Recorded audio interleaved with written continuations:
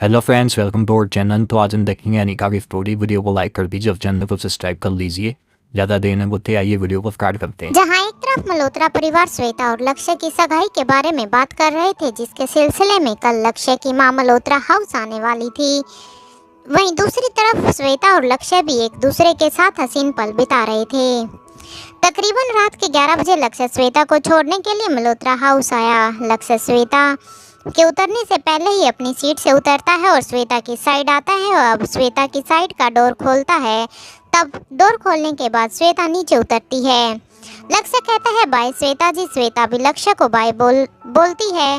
दोनों ने ही एक दूसरे को बाय तो बोल दिया था, लेकिन अपनी अपनी जगह से जा कोई भी नहीं रहा था। ना तो श्वेता आगे कदम बढ़ा रही थी और ना ही लक्ष्य दोबारा से अपनी सीट पर बैठ रहा था। दोनों बस एक दूसरे की आंखों में ही खोए हुए थे। तभी कुछ देर के बाद अब लक्ष्य कहता है आई थिंक श्वेता जी अब आपको घर के अंदर जाना चाहिए। रात ज़्यादा हो चुकी है, मुझे भी अब चलना चाहिए। लक्ष्य की बात सुनकर अब श्वेता फिर से हाँ कहती है और जब श्वेता अंदर की तरफ जाने लगती है तब लक्ष्य ने श्वेता से कहा ठीक है श्वेता जी, कल फिर शाम को फिर से मिलते हैं। श्वेता ने भी हैरान होते हुए कहा क्या कल क्यों? अब श्वेता की बात सुनकर लक्ष्य ने कहा अब आपके लिए यही एक सरप्राइज है, क्योंकि अब मैं डेली आपको खुद ही पिकअप किया करूँगा और खुद ही ड्रॉप किया करूँगा, अगर आपको कोई ऐतराज़ ना हो तो। श्वेता ने भी स्माइल करते हुए हाँ में अपना सिर हिला दिया और अंदर चली गई। वहीं दूसरी तरफ रात के इस वक्त करण अपने ही किसी उधेड़बुन में लगे हुए थे। उस दिन अनिका से कहने के बाद कि हमें ज़्यादा उम्मीद नहीं लगानी चाहिए कि मेरी माँ जिंदा है, ये बात सुनकर करण ने अब एक उम्मीद नहीं छोड़ी थी। करण ने दोबारा अनिका को उस शख्स के बारे में कुछ नहीं कहा, लेकिन करण अभी भी शांत बैठने वालों में से नहीं था। उसके मन में स्वाति मल्होत्रा के जिंदा होने की उम्मीद कहीं ना कहीं अब बढ़ने लगी थी। कहीं ना कहीं अब करण गुलेरिया का विश्वास जीतने लगा था कि अगर वो शख्स जिंदा है तो हो सकता है कि स्वाति भी जिंदा हो, या फिर उस शख्स को स्वाति के बारे में कुछ ना कुछ जरूर पता होगा। लेकिन करण गुलेरिया अब उस शख्स तक खुद अपने ही लेवल से उसके पास तक पहुंचना चाहता था। करण गुलेरिया अब अपना फ़ोन टेबल से उठाता है और किसी को फ़ोन मिलाता है। दूसरी तरफ से भी आवाज़ आती है यस सर, इतने सालों के बाद कैसे याद किया? तब करण ने उस आदमी की आवाज़ सुनकर कहा दरअसल मुझे तुमसे कुछ काम है और मुझे अभी के अभी तुमसे मिलना है, क्या तुम अभी आ सकते हो? दूसरी तरफ से भी अब आवाज़ आती है और वो आदमी कहता है ओके सर, आप मुझे लोकेशन भेज दिए, मैं अभी आ रहा हूँ। वही अनिका भी अब तक मारवा हाउस पहुँच चुकी थी। आज के इतने बिजी शेड्यूल में वो विशु को आज चेक नहीं कर पाई थी। अनिका अपने कमरे में जाने से पहले विशु को चेक करने की सोचती है और वो अब सीधा ही सीक्रेट अंडरग्राउंड लैब में चली जाती है, जहां विशु का इलाज चल रहा था। अनिका वहां देखती है कि प्रीति वहां पहले से ही मौजूद थी। प्रीति को देखकर अनिका कहती है क्या बात है प्रीति, अब तक अपने रूम में क्यों नहीं गई हो? क्या यहाँ कुछ इम्पोर्टेंट था जो मुझे पता होना चाहिए, या तुम मुझे कुछ बताना चाहती हो? अनिका की बात सुनकर प्रीति कहती है नहीं दी, ऐसा तो कुछ भी नहीं है, मैं बस अभी जा ही रही थी कि तभी आप आ गई। अनिका ने भी प्रीति की बात सुनकर हाँ में अपना सिर हिला दिया और प्रीति को कहा कि चलो एक बार विशु को चेक कर लेते हैं। अनिका और प्रीति अब विशु के पास जाते हैं जहाँ पर विशु आराम से सो चुका था। अनिका विशु को सोते हुए ही उसकी नब्ज को चेक करती है। जब उसने विशु की नब्ज को चेक किया तो उसके चेहरे पर एक हल्की सी मुस्कान आ गई, जिसे देखकर अब प्रीति कहती है क्या हुआ दी, कोई बात है क्या विशु अब ठीक हो रहा है? अनिका अब अपने फेस पर स्माइल बरकरार रखते हुए प्रीति को हाँ कहती है, जिसे सुनकर प्रीति के फेस पर भी एक प्यारी सी स्माइल आ जाती है। अब अनिका कहती है चलो अब तुम भी अपने रूम में जाओ, विशु ठीक है, सो रहा है, थोड़ा रेस्ट भी बॉडी के लिए ज़रूरी होता है। अब प्रीति और अनिका दोनों ही विशु के रूम से निकलकर सीक्रेट अंडरग्राउंड से बाहर जाने लग जाते हैं। तभी प्रीति भी अब जैसे ही अपने रूम में जाने के लिए मुड़ती है, तभी अनिका पीछे से प्रीति के कंधे पर हाथ रखती है अनिका के ऐसे अचानक से उसके कंधे पर हाथ रखने पर प्रीति थोड़ी सी घबरा जाती है और कहती है, क्या हुआ दी? क्या कोई बात है? क्या आप कुछ कहना चाहती हैं? प्रीति की बात सुनकर अनिका कहती है, हाँ कहना तो चाहती हूँ और ये बहुत ही ज़रूरी बात है, प्लीज़ मेरी बात को ध्यान से सुनना। प्रीति अनिका की बात सुनकर हैरान हो जाती है कि और एक पल के लिए पता नहीं उसके दिमाग में कौन कौन से ख्याल आने शुरू हो जाते हैं कि आखिर अनिका दी उससे क्या बात करना चाहती है। अब प्रीति हिचकिचाते हुए कहती है, तो बताइए ना दी क्या हुआ है?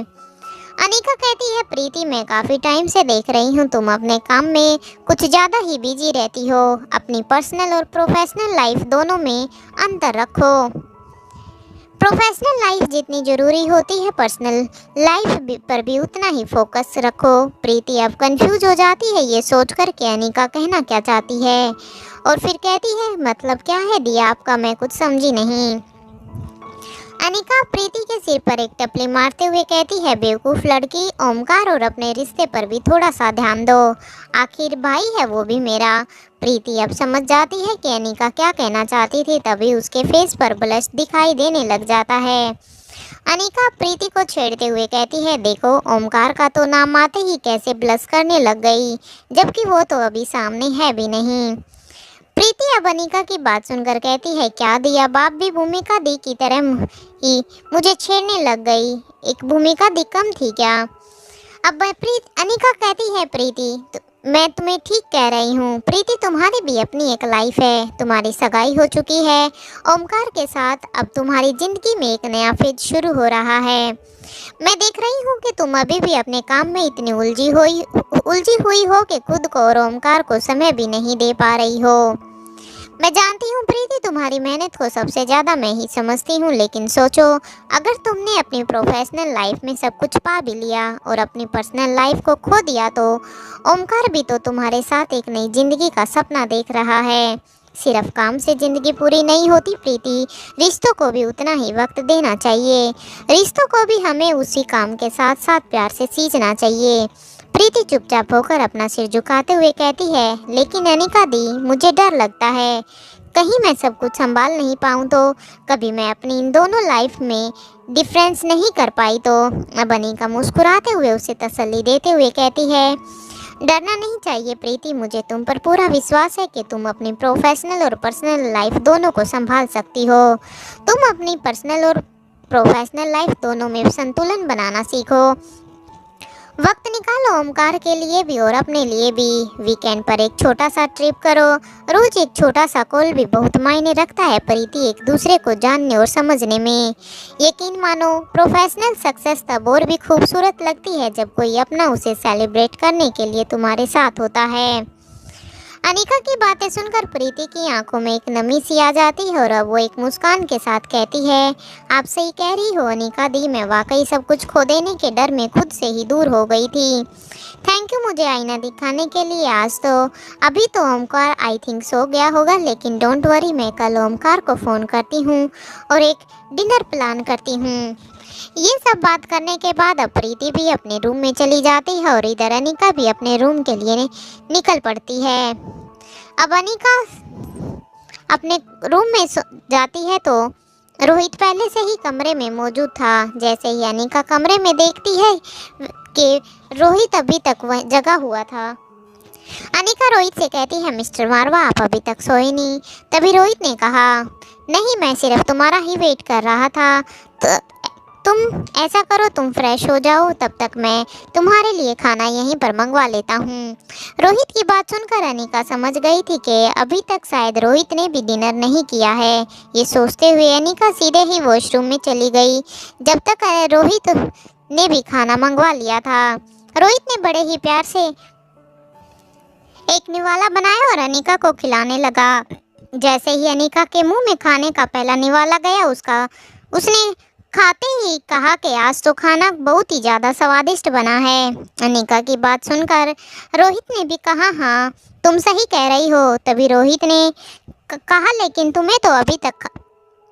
लेकिन तभी अनिका ने रोहित से कहा कि तुमने तो अभी तक खाने को चखा भी नहीं है, तो तुम ये कैसे कह सकते हो कि खाना इतना अच्छा बना हुआ है। अनिका की बात सुनते ही रोहित ने कहा, हाँ सही में कहा मैंने, तो खाना खाया ही नहीं है, लेकिन चलो मैं अब खाना खा लेता हूँ। ऐसा कहकर रोहित अनिका की तरफ झुक गया। इससे पहले कि अनिका कुछ समझ पाती या बोल पाती, रोहित ने अनिका के होठों पर अपने होठ रख दिए और अनिका को किस करने लगा। अचानक हुई इस किस से पहले तो अनिका को कुछ समझ नहीं आया, मगर कुछ ही पल बाद अनिका ने भी धीरे धीरे से अपनी आंखें बंद कर ली और अनिका भी रोहित की इस किस में उसका साथ देने लगी। कुछ देर बाद रोहित ने किस को करते हुए कहा, सच में खाना बहुत ही स्वाद है। अगर हर रोज मुझे ऐसे ही खाना खाने को मिलता रहे तो क्या बात है। ये कहते हुए एक बार फिर से अनिका को किस कर देता है। आज अनिका भी ज़्यादा थक गई थी, वो अब अपने बिस्तर पर जाकर लेट गई। 5 मिनट के अंदर ही वो नींद की आगोश में चली गई थी। जब तक रोहित ने देखा कि अनिका सो चुकी थी, अब रोहित भी कमरे की लाइट्स ऑफ करके अनिका के पास लेट गया। जैसे ही रोहित अनिका के पास लेटा, अनिका ने अपना एक पैर रोहित के पैर के ऊपर रख दिया और फिर रोहित के सीने पर हाथ रखकर सोने लगी। ये देखकर अब रोहित अनिका के फेस की तरफ देखने लगा तो अनिका की भोली सी प्यारी सी सूरत को देखकर उसकी नज़र अनिका के चेहरे पर ही ठहर गई, जिसे देखकर रोहित के चेहरे पर एक प्यारी सी स्माइल आ गई। अब रोहित भी अनिका को पकड़कर उसके सिर को अपने सीने पर रख दिया और एक गहरी सांस लेकर वो भी नींद के आगोश में चला गया। इधर एक सुनसान सड़क पर खड़ा करण गुलेरिया किसी का इंतजार कर रहा था कि उसके हाथ में एक पिक्चर थी और एक बैग था। वो वहाँ किसी का आने का इंतजार कर रहा था कि तभी वहाँ पर एक बाइक पर एक तकरीबन 40 साल का एक आदमी आया। उसके आते ही करण ने उस आदमी के हाथ में एक पुरानी सी फोटो दी और साथ में ही वो बैग भी दिया जो करण गुलेरिया अपने साथ लेकर आया था। वो उस आदमी को वो बैग और वो फोटो देते हुए कहता है कि मुझे इस आदमी की सारी जानकारी चाहिए, या ये कहाँ रहता है, क्या करता है और पिछले 30 सालों से ये कहाँ पर है और क्या काम कर रहा था, सब कुछ। करण गुलेरिया की बात सुनकर उस आदमी ने कहा, आपका काम हो जाएगा सर। उसके बाद करण ने उस बैग को भी उसकी तरफ बढ़ाते हुए कहा, ये तुम्हारे काम के आधे पैसे हैं और बाकी के तुम्हारा काम पूरा होने के बाद तुम तक पहुँच जाएंगे।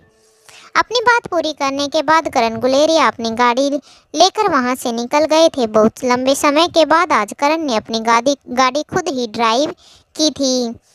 सुबह हो चुकी थी। रोहित और अनिका एक दूसरे की बाहों में अभी तक ऐसे ही लेटे हुए थे। हालांकि रोहित जग चुका था और अनिका अभी भी सो रही थी।